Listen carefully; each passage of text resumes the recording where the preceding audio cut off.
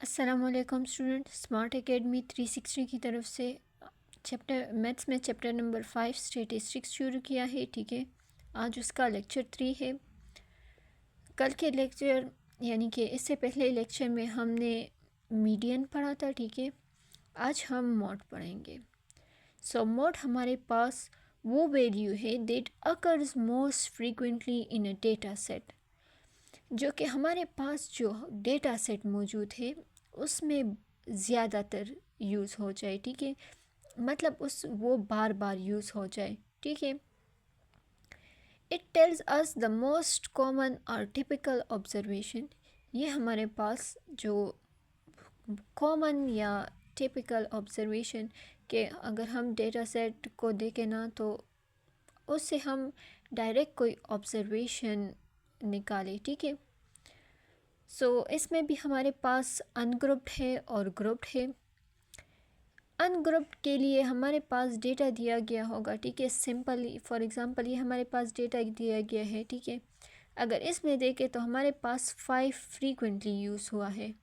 ठीक है, सो 5 is our mode. ठीक है, अब अगर हमारे पास यहाँ पर यानी कि ये है ना 4 5 6 5 7 5 8, सो 5 3 दफ़ा यूज़ हुआ है और बाकी नंबर्स एक एक दफ़ा। ठीक है, सो यहाँ पर मोड हमारे पास 5 होगा। ठीक है, अब अगर हम बात करें कि अगर 5 दो दफ़ा हो और 6 भी दो दफ़ा हो, ठीक है, फिर मोड क्या होगा?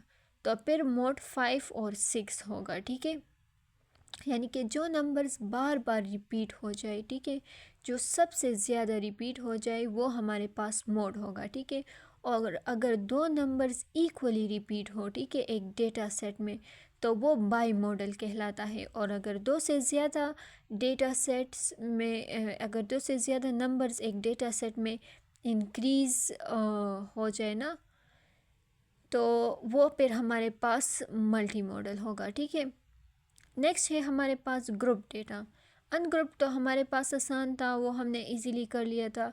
अब हम ग्रुप डेटा देखेंगे। ठीक है, सो ग्रुप डेटा में हमारे पास क्या होता है? ग्रुप डेटा में हमारे पास फॉर्मूला है कि mode is equal to L plus F of M minus F one divided by 2 F of M minus F one minus F two multiply by H. ठीक है, अब अगर आप यहाँ पर देखिए तो लोअर एल हमारे पास लोअर बाउंड्री मॉडल क्लास है, एफ एम हमारे पास फ्रीक्वेंसी ऑफ मॉडल क्लास है, F one frequency before model है और F two frequency after model है। ठीक है, सो एच हमारे पास क्लास की विड्थ होगी। ठीक है, अब अगर हमारे पास ये इंटरवल्स है, ठीक है, 0 to 10, 10 to 20, 20 to 30, 30 to 40 और 40 to 50। ठीक है, सो इसकी फ्रीक्वेंसी फॉर एग्जांपल हमारे पास है 5 9 12 8 6।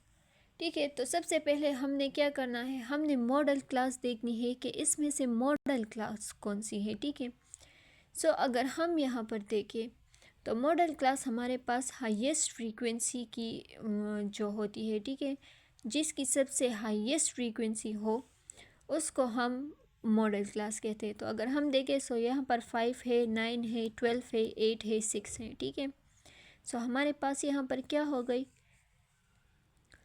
12 हाईएस्ट फ्रीक्वेंसी है ना, सबसे ग्रेटर 12 है। ठीक है, सो ये हमारे पास मॉडल क्लास हो गई।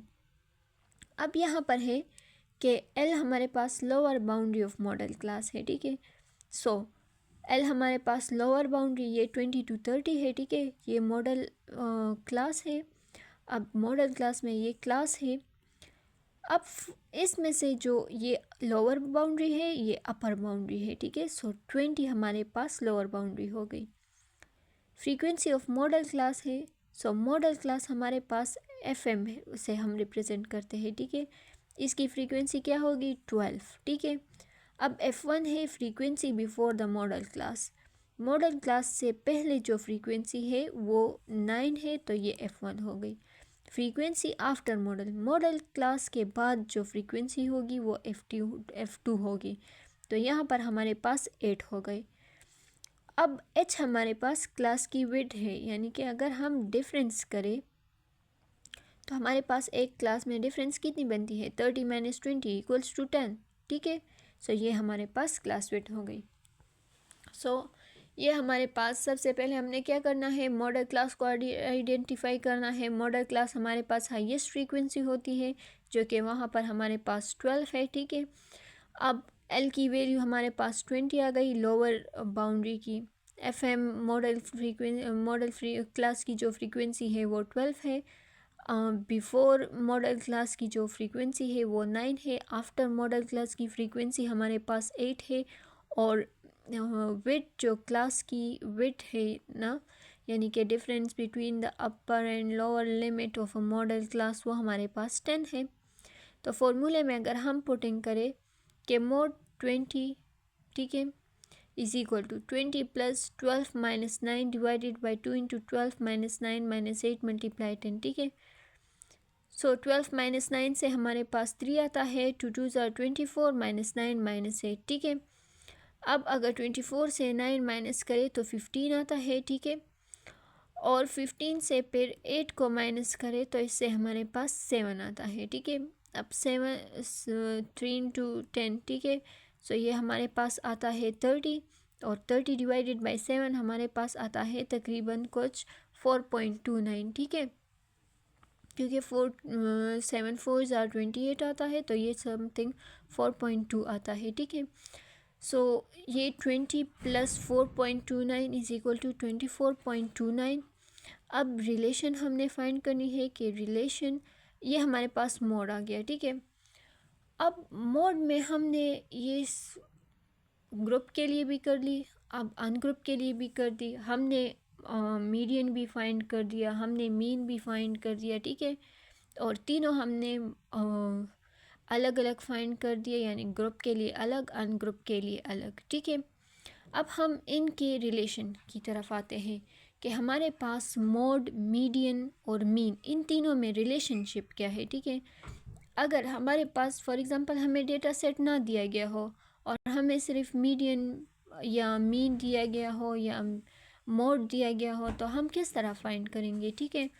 सो इसके लिए हमारे पास फॉर्मूला है कि mode is equal to 3 multiply by median minus 2 multiply by mean, ठीक है। ये इसकी रिलेशन है, ठीक है। ये इसको हम एम्पेरिकल रिलेशन भी कहते हैं, ठीक है, एम्पेरिकल रिलेशन,